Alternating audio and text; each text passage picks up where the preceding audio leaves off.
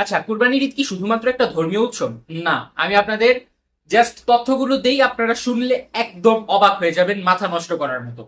তো প্রতি বছর শুধুমাত্র কুরবানি ঈদকে কেন্দ্র করে, অর্থাৎ এই 20-25 দিনের মধ্যে বা আরো কম সময়ের মধ্যে সম্পূর্ণ ইন্ডিয়াতে বাণিজ্য কত টাকার হয় জানেন?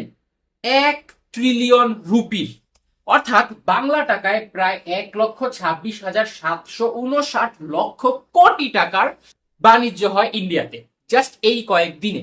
ভাই, এটা এত বড় একটা অঙ্কের টাকা যে পৃথিবীর অনেকগুলো দেশের টোটাল বার্ষিক ইনকামের চেয়েও এটা বেশি, যেটা ইন্ডিয়াতে শুধুমাত্র কুরবানি ঈদকে কেন্দ্র করেই হয়।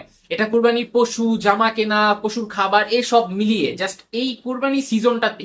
আচ্ছা, শুধুমাত্র পশ্চিম বাংলায় কুরবানির পশু কেনার যেই বাণিজ্য হয় সেটা প্রায় 4,000 কোটি রুপির হয়ে থাকে।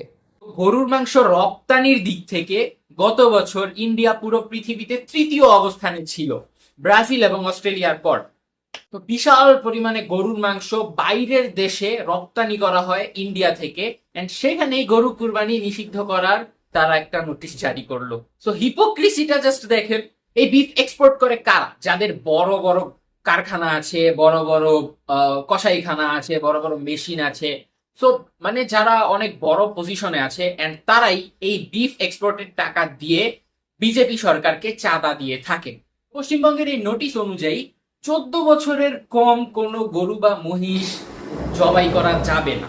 সমগ্র যে অর্থনীতিটা ক্ষতিগ্রস্ত হচ্ছে, এই অবস্থায় তারা কি 14 বছর নিজেদের এই গরুগুলো পালন করে তারপর তারা বিক্রি করবে? না, এটা উইয়ার্ড না বিষয়টা?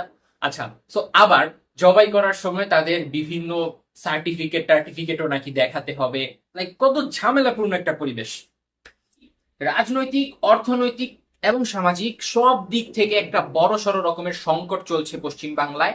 তো আপনাদের জানানোর জন্য আমি এই রিসার্চটা করলাম, প্লাস আমি নিজেও জানলাম, এন্ড লাইক আমারও অনেক অবাক লাগছে এই সম্পূর্ণ বিষয়টা নিয়ে। সো আপনাদের মতামত অবশ্যই কমেন্ট করে জানাবেন, এন্ড নতুন ভিডিও দেখার জন্য অবশ্যই ফলো করে পাশে থাকবেন। ইনশাল্লাহ দেখা হবে আরেকটি ভিডিওতে। সবাই ভালো থাকবেন, সুস্থ থাকবেন। আসসালামু আলাইকুম।